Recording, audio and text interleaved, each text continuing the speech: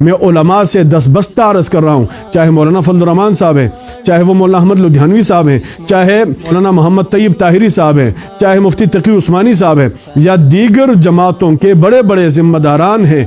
چاہے ان کا تعلق دیوبند مکتبہ فکر سے ہے، چاہے بریلوی مکتبہ فکر سے ہے، چاہے اہل حدیث مکتبہ فکر سے ہے، میرے علماء کرام دستبستہ آپ کے سامنے درخواست ہے کہ یہ وقت پارٹی بازی کا نہیں ہے۔ مالکم لا تقاتلون فی سبیل اللہ، اے مسلمانوں تمہیں کیا ہو گیا، تم اللہ کے راستے میں لڑتے نہیں ہو؟ کب ہمیں ہوش آئے گا؟ جب غزہ کا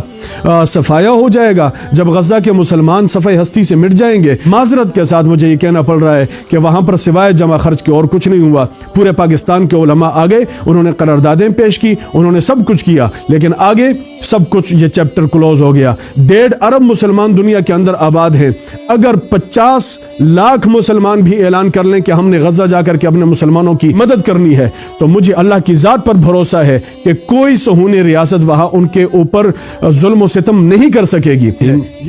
امت مسلمہ جو غفلت کی نیند سو رہی ہے، چاہے وہ حکمران ہے، چاہے وہ عوام ہے، چاہے وہ علماء طبقہ ہے، چاہے وہ علماء کے علاوہ اور لوگ ہیں، غفلت کی نیند سو رہے ہیں۔ کوئی بندہ اپنی سیاست کے اندر مشغول ہے، کوئی بندہ اپنی حکمرانی کے اندر مشغول ہے، کوئی بندہ اپنی پارٹی کو بچانے کے اندر مشغول ہے، کوئی بندہ اپنے پارٹی لیڈر کے بچانے کے اندر مشغول ہے۔ مجھے بڑی حیرت سے کہنا پڑ رہا ہے کہ آج امت مسلمہ کا یہ طبقہ جو کہ غزہ کے اندر، فلسطین کے اندر بس رہا ہے، اور جن کے اوپر ایک ناجائز صہیونی ریاست اسرائیل کے درندے ایسی درندگی کر رہے ہیں کہ جس کی مثال انسانی تاریخ میں نہیں ملتی ہے۔ اتنا ان کے اوپر ظلم کیا گیا، ان کے چھوٹے چھوٹے بچوں کے لاشوں کے چیتھڑے ہسپتالوں کی دیواروں کے اوپر بکھر گئے، ان کا خون بکھر گیا، ان کی لاشیں بکھر گئیں، لیکن نہ اقوام متحدہ ان کے لیے آواز اٹھاتی ہے، اور نہ جنرل اسمبلی کے اندر ان کے لیے کوئی آواز اٹھائی جاتی ہے، نہ ہی ان کے لیے عالمی سطح کے اوپر مسلم امہ کے لیڈر آواز اٹھاتے ہیں، نہ عرب کے حکمران آواز اٹھاتے ہیں، نہ پاکستان جو کہ اسلام کا ایک قلعہ ہے، جس کو اسلام کا قلعہ کہا جاتا ہے، جس کے اوپر پوری دنیا کے لوگوں کا ناز ہے، بھرم ہے، مان ہے کہ پاکستان ایک ایٹامک ملک ہے، اس کے اندر ایٹمی صلاحیت ہے، وہ کافروں کا مقابلہ کرنے کی طاقت رکھنے والا ملک ہے، اور جب بھی مسلمانوں کے اوپر کوئی مشکل آئے گی تو یہی ملک آگے بڑھ کر کے لوگوں کی قیادت کرے گا، لیڈرشپ ان کے پاس ہوگی، اور دنیا کے مسلمانوں کی پاور ان کے ہاتھوں کے اندر ہوگی، اور کوئی بھی کسی بھی جگہ پر مسلمانوں کے اوپر اگر کوئی مشکل آئے گی تو یہ لوگ آگے ہو کر کے ان کی مشکل آسان کرنے کے لیے اپنی طاقت کا استعمال کریں گے۔ لیکن بڑی حیرت اور بڑے افسوس سے کہنا پڑ رہا ہے کہ جہاں پر پوری دنیا کی نظریں ہیں، وہیں پر بے حسی ہو رہی ہے، وہیں پر اپنے اپنے مفادات کے کھیل کھیلے جا رہے ہیں، وہاں پر سیاسی کھیل کھیلے جا رہے ہیں، ہر بندہ اپنی کھینچا تانی کے اندر مصروف ہے۔ کوئی کہتا ہے حکومت مجھے ملے، کوئی کہتا ہے اپوزیشن مجھے ملے، کوئی کہتا ہے فلاں کو ملے، کوئی کہتا ہے ڈنگلے کو ملے۔ حیرت میرے پاس الفاظ نہیں ہے، میں کن الفاظ سے اپنی بے حسی کا اظہار کروں، یا امت مسلمہ کی بے حسی کا اظہار کروں، یا علماء کی بے حسی کا اظہار کروں۔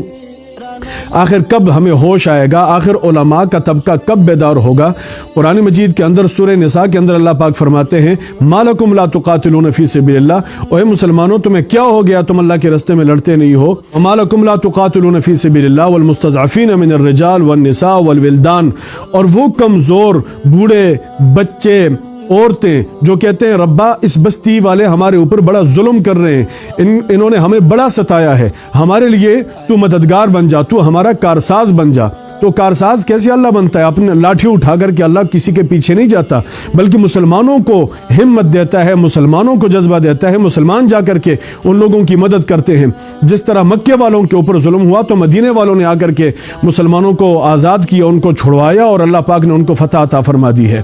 تو علماء کا طبقہ کتنا بے ہوش ہو چکا ہے، لیڈرشپ کتنی بے ہوش ہو چکی ہے، قیادت والے لوگ کتنے بے ہوش ہو چکے ہیں۔ کب ہمیں ہوش آئے گا؟ جب غزہ کا صفایا ہو جائے گا، جب غزہ کے مسلمان صفحہ ہستی سے مٹ جائیں گے، جب ان کا خون زمین کے اندر دفن ہو جائے گا، جب وہاں کی عورتیں چیخ چیخ کر کے اپنے گلے پھاڑ پھاڑ کر کے، جب ان کی لاشیں دفن ہو جائیں گی، جب ان کی آوازیں بند ہو جائیں گی، جب ان کے گلے خشک ہو جائیں گے، جب ان کی آنکھوں میں آنسوؤں کی جگہ پر خون اترنا شروع ہو جائے گا، تب ہمیں ہوش آئے گا۔ مولانا مفتی تقی عثمانی صاحب نے بڑی زبردست کانفرنس کی، انہوں نے سیمینار رکھا، انہوں نے بڑے اچھے الفاظ کہے، جذبات کے الفاظ کہے، لیکن مجھے معذرت کے ساتھ مجھے یہ کہنا پڑ رہا ہے کہ وہاں پر سوائے جمع خرچ کے اور کچھ نہیں ہوا۔ پورے پاکستان کے علماء آگے، انہوں نے قراردادیں پیش کی، انہوں نے سب کچھ کیا، لیکن آگے سب کچھ یہ چیپٹر کلوز ہو گیا۔ میں علماء سے دستبستہ عرض کر رہا ہوں، چاہے مولانا فضل الرحمان صاحب ہیں، چاہے وہ مولانا احمد لدھیانوی صاحب ہیں، چاہے مولانا محمد طیب طاہری صاحب ہیں،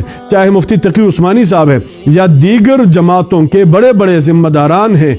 چاہے ان کا تعلق دیوبند مکتبہ فکر سے ہے، چاہے بریلوی مکتبہ فکر سے ہے، چاہے اہل حدیث مکتبہ فکر سے ہے، میرے علماء کرام دستبستہ آپ کے سامنے درخواست ہے کہ یہ وقت پارٹی بازی کا نہیں ہے، یہ وقت ایک دوسرے کو کھینچنے یا نیچے دکھانے کا نہیں ہے، یہ وقت غزہ کے ساتھ کھڑے ہونے کا ہے۔ اس لیے درخواست کرتا ہوں علماء کرام سے کہ سارے علماء اپنے سارے اختلافات بھلا کر کے اس ایک سٹیج پر آ کر کے بیٹھ جائیں اور امت کو یہ پیغام دے دیں کہ ہم آپ کے تحفظ کے لیے، ہم آپ کی عزتوں کو بچانے کے لیے ہم ایک تھے، ایک ہیں، ایک رہیں گے۔ 1.5 ارب مسلمان دنیا کے اندر آباد ہیں۔ اگر 50 لاکھ مسلمان بھی اعلان کر لیں کہ ہم نے غزہ جا کر کے اپنے مسلمانوں کی